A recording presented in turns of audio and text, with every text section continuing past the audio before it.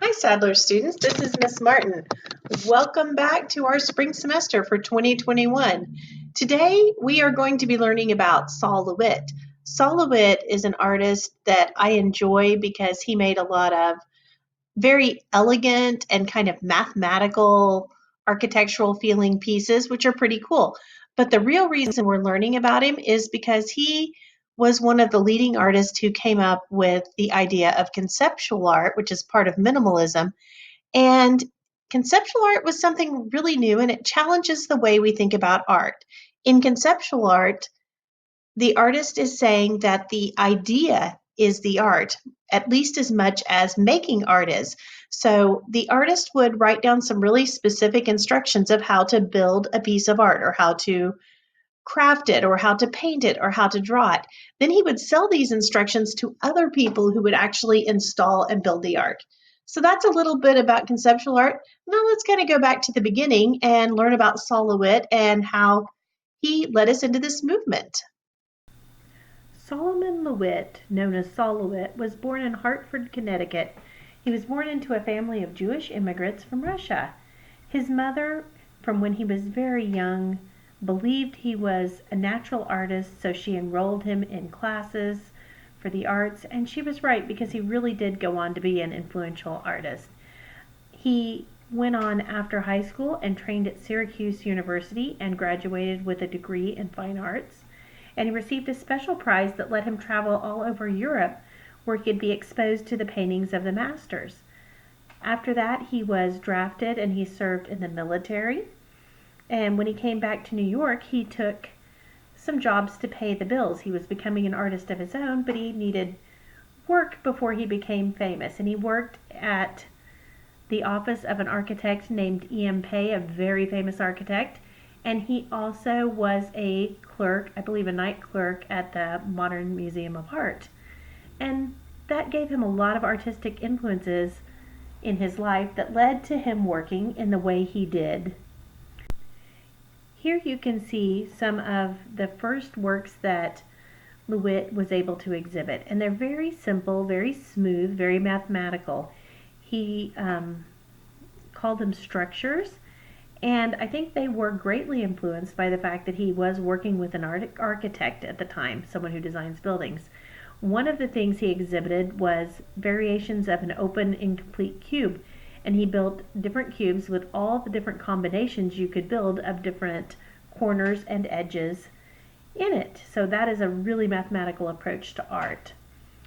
He, in 1966, was part of a special exhibit at the Jewish Museum called Primary Structures, and they presented this simply as new art and said it was simplified, geometric, colorful, and this was in New York, and they didn't really try to give this new type of sculpture that was catching on a name. However, later it was called the first exhibition of minimalist art. After that, Lewitt went on to do more and more of his own thing. He was drawing directly on walls and sort of writing formulas for what he wanted to do ahead of time. He would write himself instructions and then install it according to his instructions. But soon he realized that for him, art wasn't the physical piece of art that was made and put on the wall. It was actually the instructions that it used to make them. And he began writing those instructions and selling them. Here you see an instruction that says, in the first strip, draw design number 1, which is vertical blue lines. In the second strip, draw horizontal yellow lines.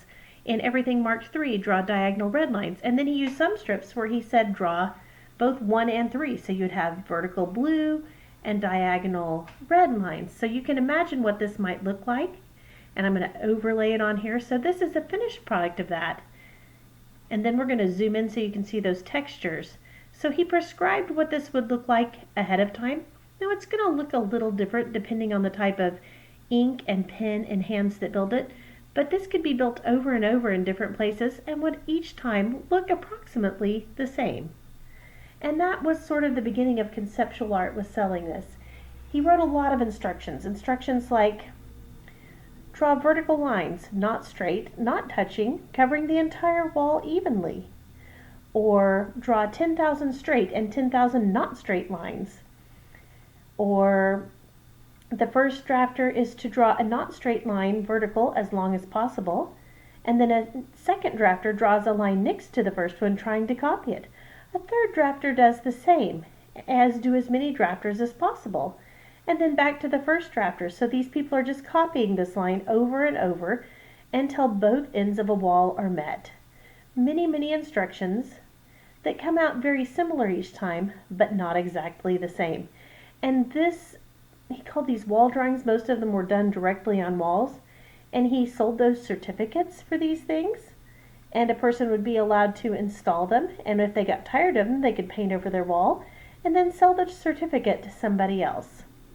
So let's imagine this instruction. This is wall drawing 358.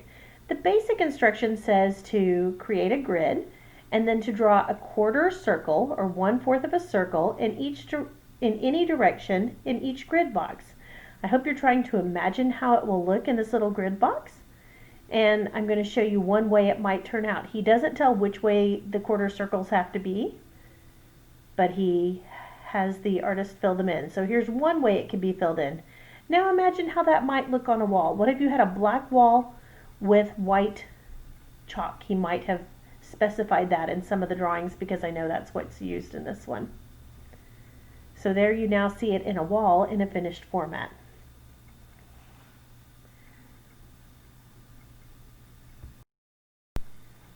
Many of Lewitt's instructions would show each type of thing that could be filled into a grid. So here you see some instructions with a lot of different choices for what can be filled in a grid, and then instructions that might say don't draw two of the same thing next to each other, and what color to paint the wall and how to do it. So here is one such drawing on a wall, and you see these things are all kind of randomized but filling in the wall. And the same kind of instruction was given on many walls, so you find them installed in places like subway tunnels, industrial complexes, or commercial buildings, or in museums. Now I want you to imagine the instructions given here. Wall drawing 797. The first drafter has a black marker and makes an irregular horizontal line near the top of the wall. The second drafter tries to copy it without touching it using a red marker. The third drafter does the same using a yellow marker. The fourth drafter does the same using a blue marker. Then the second drafter, followed by the third and the fourth, copies until the last line is drawn at the bottom of the wall. So there was only a black line at the top of the wall, and then it's being repeated in red, yellow, blue, red, yellow, blue. Have you got in your imagination how this might look? We're going to show it close up on a wall from these instructions. And here is what it looks like. So irregular to these people is kind of scoopy, kind of cool. Now let's look at wall drawing, and this one's more of a wall painting, 1136. This is an installation that I found pictures of where it had been installed at two different places. So the first pictures we're looking at are at the Tate Gallery in London. And after a number of years, it was painted over and sold to the National Gallery of Scotland. And when they repainted it in their own place, it looks a little different, but you'll see it's very much the same, even though it's in two different galleries, because there were exact instructions for colors.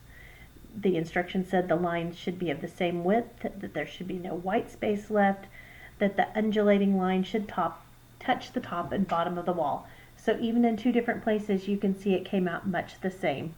I like a lot of his wall drawings, like number 815, which say to draw a certain number of points on a wall and then connect them in certain ways. A lot of times he says connect each point to every other point, which makes a cool web of lines. He also did a lot of drawings on like overhead transparency film, and they might be a strange blobby thing, and he'll just draw the one that would be in the very middle. Like on the top, he would draw the blob that is the tiny gray blob in the middle. Or in the bottom left, he would have drawn the red blob of wiggles down the middle. And then he would have asked drafters to expand this and use certain colors as they went out. So those he actually did do a drawing on a transparency that he sold along with the instructions for its installation. This is one of the last installations we're going to look at from Mr. Lewitt, and it's one that's going to make you think about who the artist is. This particular installation was being installed in 2009 after Solomon Lewitt was dead, and it was installed in a subway station. So that kind of leads to the question, who is the artist? If Solomon Lewitt is dead, is he still the artist? Or is the artist the person who might be there in that hard hat who has been painting the wall? Who is the artist? Certainly, according to Mr. Lewitt, it would have been him, because the most important part of art is the idea behind it. And the idea behind it was his. And another way to think about this is to switch over to a different kind of art, to music. In music, the composer writes the instructions. That's your sheet music, the notes on the paper. He writes the instructions for the flutes and the oboes and the saxophones and the drums. And then a whole band full of people works together to play that piece. Who is the artist? Well, there are musicians. They're certainly artists in their own rights. But the composer gets the main credit, the person who wrote the instructions for that music. And that's kind of a good way to think of conceptual art.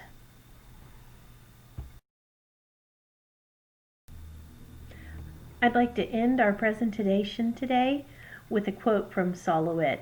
He said that a blind man with no arms can make art if what is in his mind can be passed on to another mind in some form. I'm certainly impressed by Mr. Lewitt's ability to expand the way we thought about art in the 1960s. And at this point, if you want to choose how to earn your credit for this, for watching this video, of course I have to know that you've done something and that you've watched it. If you want to, you may go back to Schoology and click the quiz link to take the quiz. Short 5-question quiz about Sol Lewitt. Fairly straightforward. All of it was covered here in the presentation today. And when you submit the quiz, you'll get credit for this lesson. Or you can choose to watch through the rest of this video, and I will show you a method for creating some of Sol Lewitt's instructions. If you prefer that, you can create either of the options that follow this point in the video and take a picture or a video through Schoology, or send it by email to me of a project you've done that mimics Sol Lewitt's conceptual art. So if you're taking a quiz, stop the video now. Go take that quiz through Schoology. If you want to make art with me, keep the video on. For the first project option, you're going to take a plain white sheet of paper and mark 12 random points on your paper. They can be just a tiny dot. I've shown big ones here. I also have done less than 12 to keep it simple in the example. But mark 12 points on your paper. They shouldn't be in a straight line. They should be a little ways apart, like at least an inch apart, and they shouldn't be right on the edge of the paper. After you have your 12 points drawn, I want you to start with 1 point and use a ruler or something that'll help you draw a straight line, and draw lines from that 1 point to each of the other points. After you've got points drawn to every point from your first point, choose a second point, and again, draw lines from that point to every other point in the diagram. And you're going to repeat this from each point on your page. I know I have a few less than 12. Yours will be a little more complicated than mine, but you'll fill it in with lines to make a complete web. Then when you're finished drawing your lines, you can choose to decide, do you like it in black and white, or do you want to fill it in with color? Some of these diagrams would be filled in with color. If you want to do that, I suggest that you try to fill it in with the 3 primary colors, and you might want to use the added instruction to try not to let the same colors touch on a side anywhere. Try to see if you can keep them all diagonal across from each other in some way. Okay, the second project instruction that you can choose to do would be to take a clean sheet of paper and draw a not straight line, a wiggly line, all the way from one edge of the paper to the opposite edge of the paper. Then you're going to take your pencil, pen, marker, whatever you're using, and move over about 1/4 of an inch. That's not even the width of your little pinky. And try to draw a line that's parallel to the first line. Skip over, draw another line parallel to that line. Do this in both directions until the whole paper is filled with lines. Now you can choose to do this with a pencil or with a pen or with a series of markers if you want it to look more like one of the wall arts we saw earlier today. You can choose your look. Hope you enjoy making a Sol LeWitt inspired project, and if you decide you don't want to, you can always go back and take the quiz. Have a great week, students.